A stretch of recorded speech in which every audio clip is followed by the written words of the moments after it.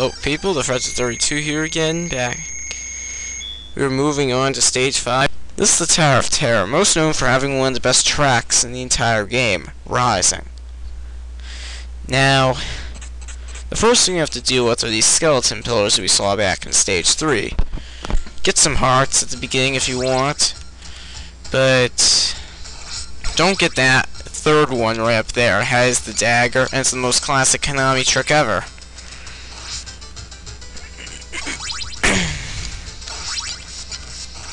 Now this next room, I'm just going to use Grant, because we have to face a very, very annoying enemy right up there. Flying Gargoyles.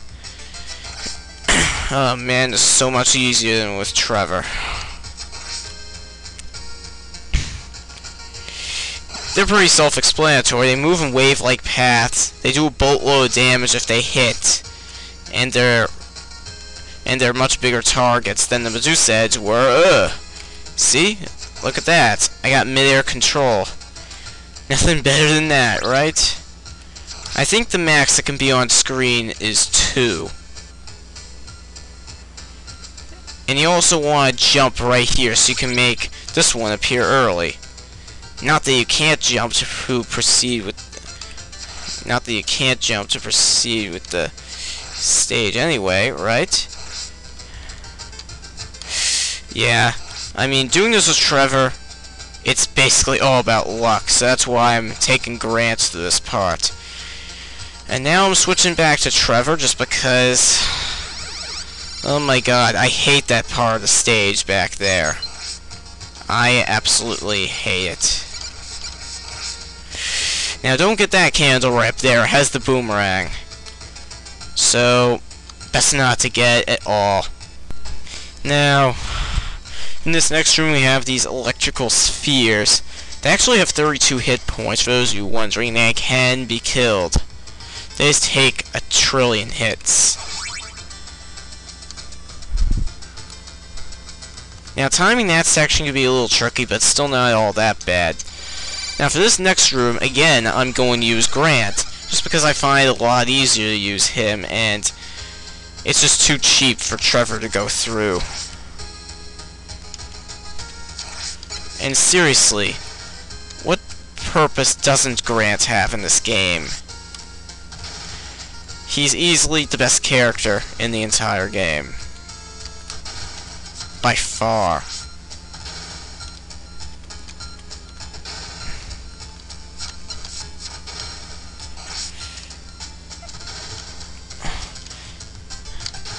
I'm not sure if I'm right or not, but I think an enemy forgot to spawn right down there. Oh well.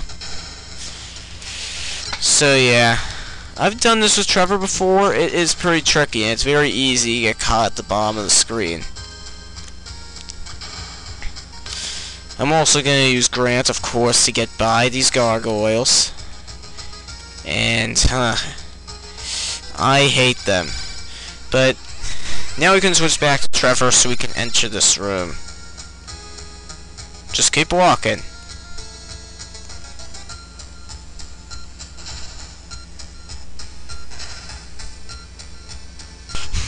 Now we have to deal with another one of these knights. As you probably guessed, Grant is going to be used a lot in this stage, and how else could we tell? Well, we'll need him in this room too, just so we can take out some more skeleton pillars. It's just too dangerous to do it with Trevor. Way too dangerous.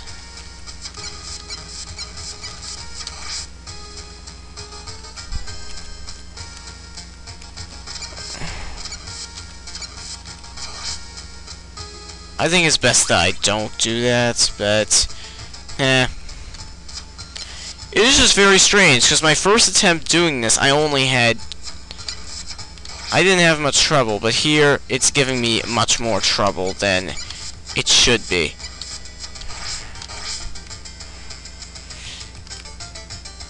Oh yeah, it's probably because I used Grant for it, wasn't it?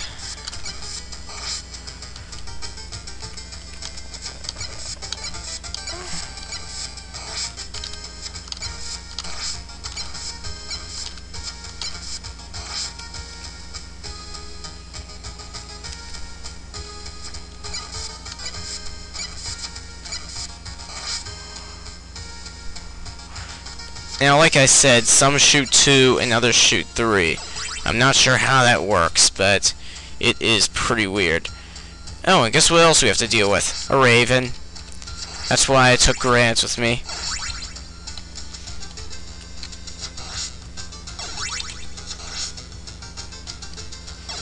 But, let me tell you, the boss isn't that much of a walk in the park either. I'll show you once we get there in a little bit.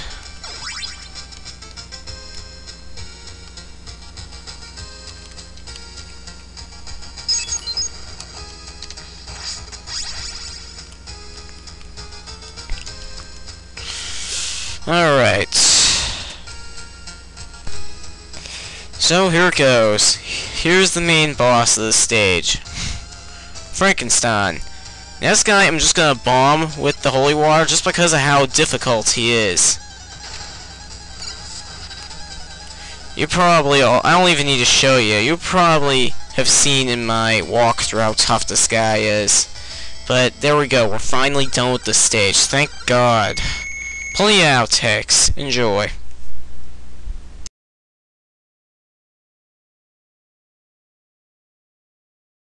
However, this stage isn't much to worry about. And now we have the most godforsaken enemy in the entire game. These Flying Gargoyles. They always stay at your altitude, and they're even more threatening than the Medusa heads, since... yeah. And now, the main annoyance of the stage comes up in this next room. These Flying Gargoyles, they move in wave-like patterns, and they stay at your height, and even worse, they do a boatload of damage. Case in point. And their arc gets even more threatening as you progress through the stage. And just like the Medusa heads, they're constant spawning, but they always spawn on the opposite side of the screen that you're on. So you can use that to your advantage somehow, and oh man, yeah, that was a fail. It can be kind of dangerous to have to progress from here. Right at the entrance. Oh man, that close to getting out of there. Seriously, come on. I just hate this room. They always like to put these gargoyles in rooms that scroll upwards, such as here. And oh my god, this place has gotten me so many times. Now be careful which ones you're hitting, because some later on they spread out 2 instead of 3. But the main annoyance comes to this next room, because you have to deal with these Flying Gargoyles. They're much bigger targets than the Medusa heads, and they do a boatload of damage. But you can also do infinite damage by jumping off that cliff. Excellent. That third candle has the dagger, so do your best to avoid it. Oh my god.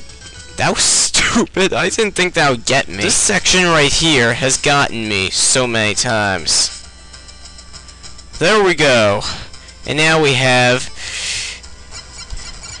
like I said earlier, this is knight number 2. It throws axes. It does much more damage if it comes in contact, and I did not want that boomerang. No!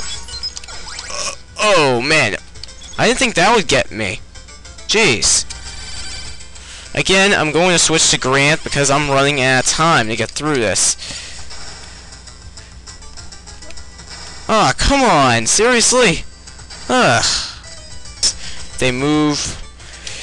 They are much bigger targets, they do boatload damage, and their wave pattern is much more dangerous to have to follow. But they always stay at your level, so you can just suicide just as they're at your level. Excellent. They do a boatload of damage if they hit you, and their wave pattern is much more dangerous to follow.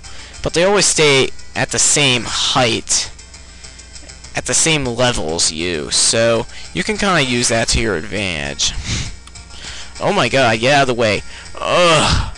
Yeah, I knew it. You have to deal with these skeleton pillars right at the start. You can also get some hearts too if you wish, but why worry about that when you can just commit suicide? These aren't the main annoyances of the stage. What is what's in this next room. These Flying Gargoyles, they are much bigger targets, they do boatload damage if they hit, and their wave pattern is much more dangerous to follow. Oh, man. Yeah, I got killed anyway. Beautiful.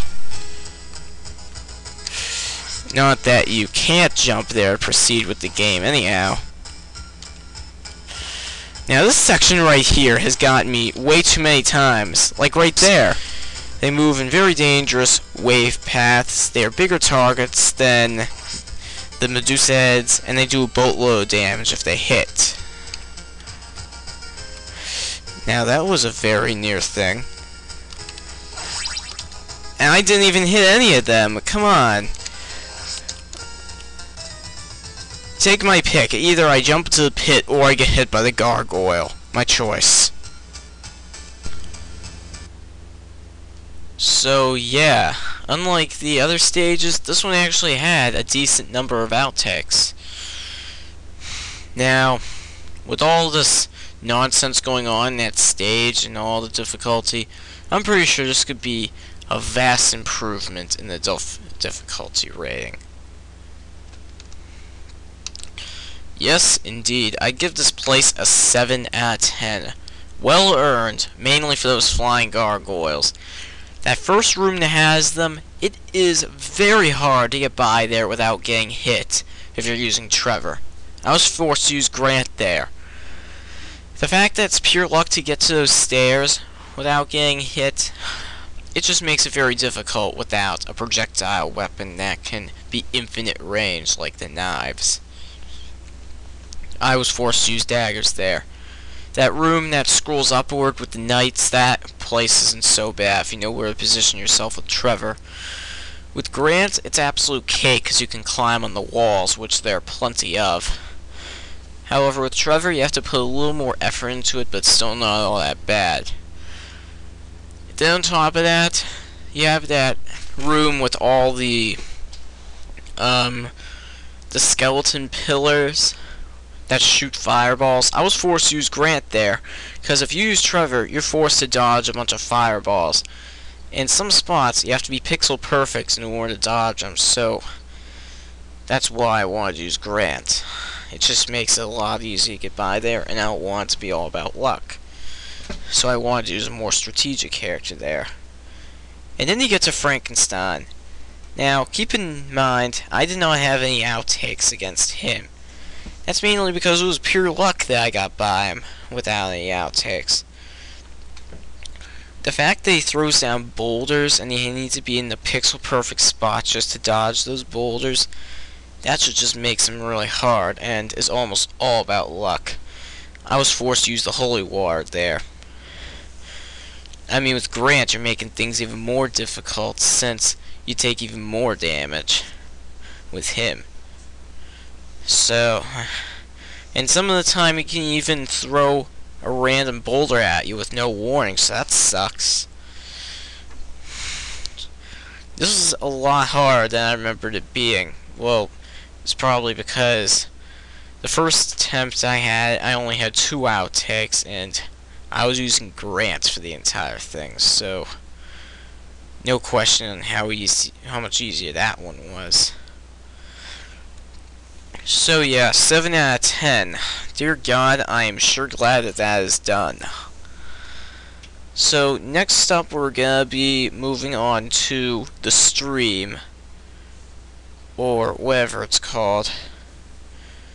The name of the music for the stage is Stream, but I forget what the actual name of the stage is. So I'll get to you guys when we get to that stage. So thank you for watching. Thank God this is done. I hope you enjoyed this video, and I'll see you in stage 6. This is the Fred32 signing out, and have a great night.